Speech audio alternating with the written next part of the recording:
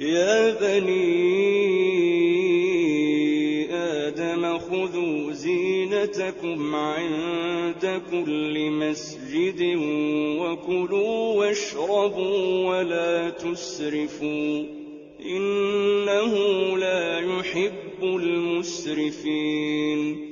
قل من حرم زينة الله التي أخرج لعباده والطيبات من الرزق قل هي للذين آمنوا في الحياة الدنيا خالصة يوم القيامة كذلك نفصل الآيات لقوم يعلمون قل إنما حرم ربي الفواحش ما ظهر منها وما بطن والإثم والبغي بغير الحق وأن تشركوا بالله ما لم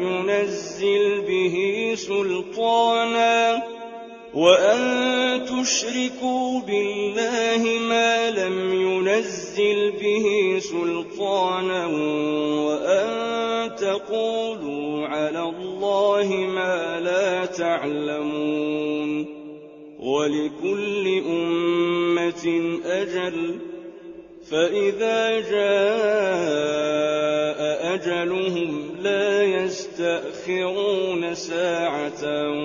ولا يستقدمون يا بني آدم إما يأتينكم رسل منكم يقصون عليكم آياتي فمن اتقى وأصلح فلا خوف عليهم ولا هم يحزنون والذين كذبوا بآياتنا واستكبروا عنها أولئك أصحاب النار هم فيها خالدون فمن أظلم ممن افترى على الله كذبا أو كذب بآياته أولئك ينالهم نصيبهم من الكتاب حتى إذا جاءتهم رسلنا يتوفونهم قالوا أين ما كنتم تدعون من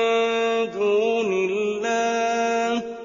قالوا ضلوا عنا وشهدوا على أنفسهم أنهم كانوا كافرين قال ادخلوا في قد خلت من قبلكم من الجن والإنس في النار كلما دخلت أمة لعنت أختها حتى إذا اداركوا فيها جميعا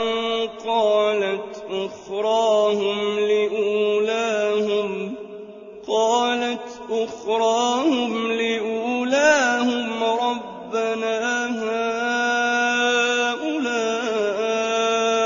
أضلونا فآتهم عذابا ضعفا من النار قال لكل ضعف ولكن لا تعلمون وقالت أولاهم لأخراهم فما كان لكم علينا من فضل فذوقوا العذاب بما كنتم تكسبون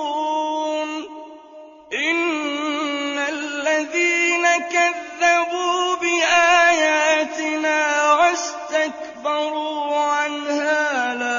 تُفَتَّحُ لَهُمْ أَبْوَابُ السَّمَاءِ وَلَا يَدْخُلُونَ الْجَنَّةَ حَتَّىٰ يَلِجَ الْجَمَلُ فِي سَمِّ الْخِيَاطِ، وَكَذَٰلِكَ نَجْزِي الْمُجْرِمِينَ.